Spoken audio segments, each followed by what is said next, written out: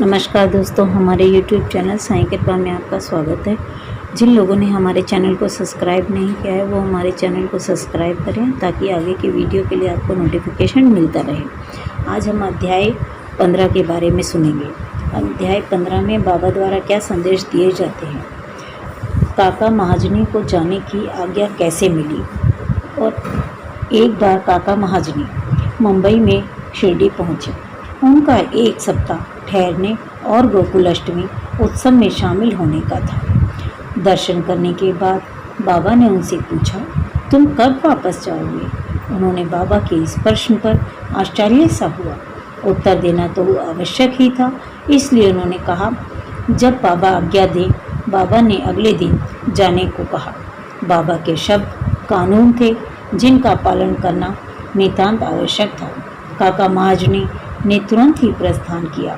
तब वे मुंबई में अपने ऑफिस में पहुंचे तो उन्होंने अपने सेठ को अति उत्साहपूर्वक प्रतीक्षा करते पाया। मुनीम के अचानक ही अस्वस्थ हो जाने के कारण काका की उपस्थिति अनिवार्य हो गई थी। सेठ ने शिरडी को जो पत्र काका के लिए भेजा था वह मुंबई जाने के पते पर उनको वापस लौटा दिया गया। आगे चलते हैं।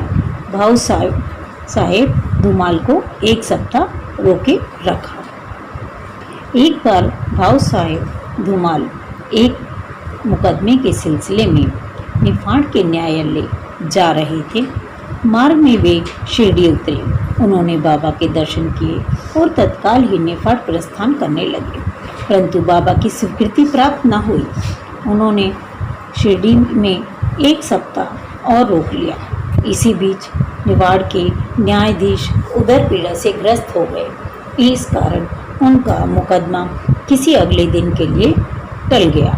एक सप्ताह बाद भाऊ साहेब को लौटने की अनुमति मिली। इस मामले की सुनवाई कई महीनों तक और 4 न्यायाधीशों के पास हुई। फलस्वरूप धूमाल ने मुकदमे में सफलता प्राप्त की और उनका मुवक्किल मामले में बरी हो गया। अब हम आगे चलते हैं। श्रीमती निमोलकर की कथा। श्री नाना साहेब निमोलकर जो निर्माण के निवासी और अवैतनिक न्यायाधीश थे, शिरडी में अपनी पत्नी के साथ ठहरे थे। एक बार उनका पुत्र बेलापुर में रोग से पीड़ित हो गया।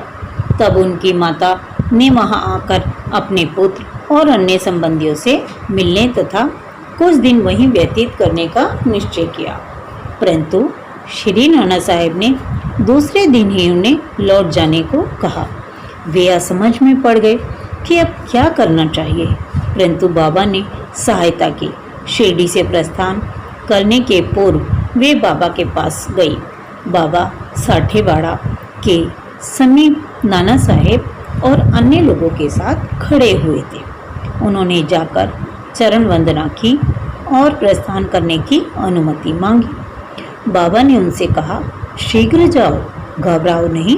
शांत चित्त से बेलापुर में 4 दिन सुखपूर्वक रहकर सब संबंधियों से मिलो और तब शिरडी आ जाना।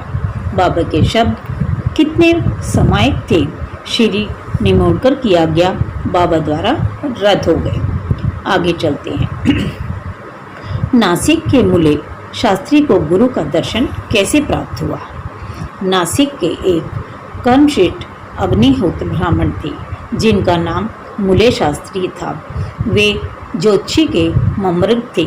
एक बार वे नागपुर के प्रसिद्ध करोड़पति श्री बापू साहेब बूटी से भेंट करने के बाद अन्य सज्जनों के साथ बाबा के दर्शन करने मस्जिद में गए।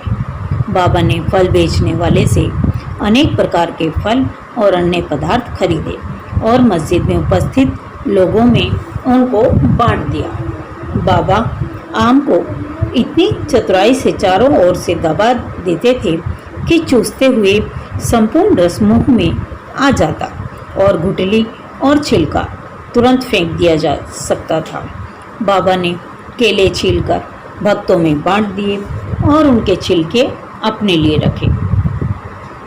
हस्तरेखा विषाद होने के नाते मूले शास्त्री ने बाबा के हाथ को देखने की प्रार्थना की, परंतु बाबा ने उनकी प्रार्थना पर कोई ध्यान न देकर उन्हें 4 केले दिए।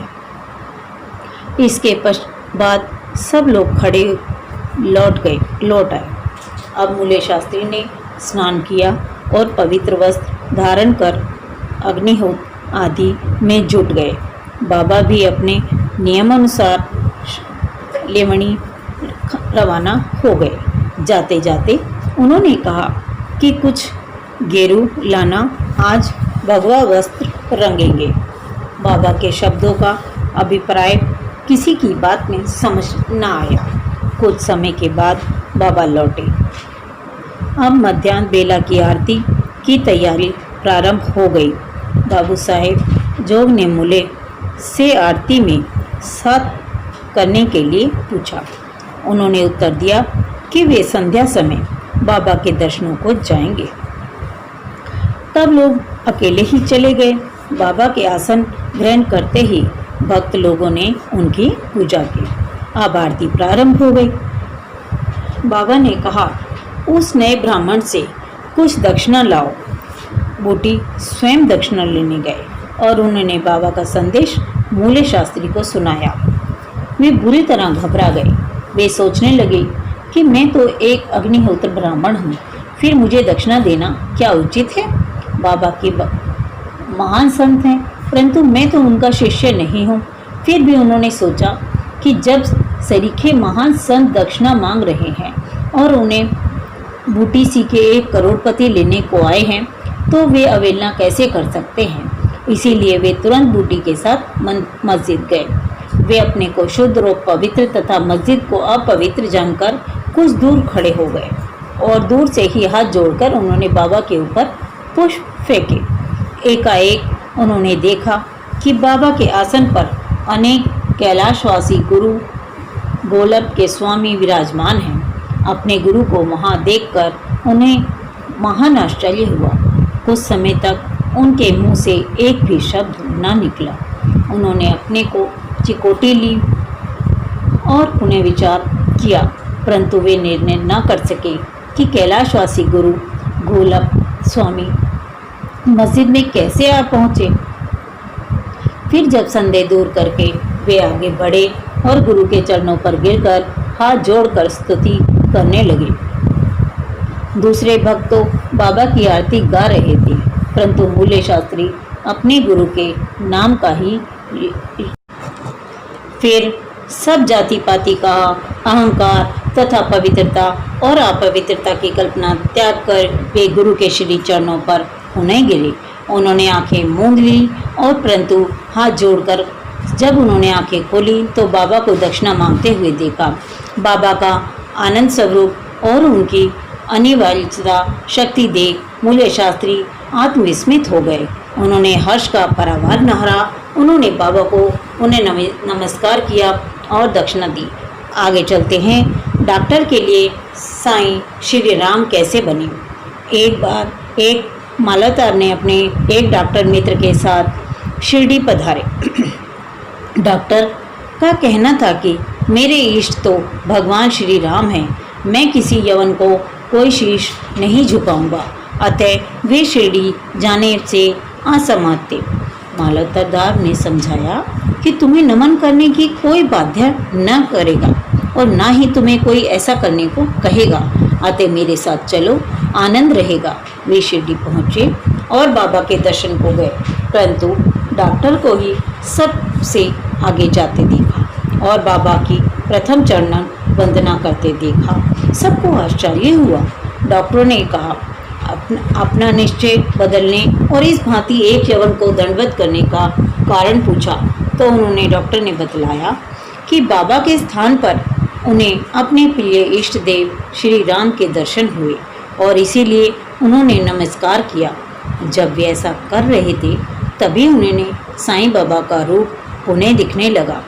वे आश्चर्यचकित हो बोले, क्या यह स्वप्न है? ये यवन कैसे हो सकते हैं? अरे अरे, यह तो पूर्ण योग अवतार है। इनके बारे में ऐसा सोचना भी पाप है। दूसरे दिन से उन्होंने उपवास करना प्रारंभ कर दिया। उन्होंने प्रतिज्ञा की कि जब तक बाबा स्वयं बुलाकर आशीर्वाद नहीं देंगे तब तक मस्जिद में कदापि न जाऊंगा। इस प्रकार 3 दिन व्यतीत हो गए। चौथे दिन उनका एक इष्ट मित्र खानदेश में शिरडी आया। वे दोनों मस्जिद में बाबा के दर्शन करने लगे। नमस्कार के बाद बाबा ने डॉक्टर से पूछा, आपको बुलाने का कष्ट किसने किया? आप यहाँ कैसे पधारे? यह प्रश्न सुनकर डॉक्टर द्रवित हो गए और उसी रात्रि को बाबा ने उन पर कृपा की। डॉक्टर को निद्रा में ही परमानंद का अनुभव हुआ। वे अपने शहर लौट आए तो भी उन्हें 15 दिनों तक वैसा ही अनुभव होता रहा। इस प्रकार उनकी साईं भक्ति कई गुना बढ़ गई। ओम श्री साईनाथाय नमः।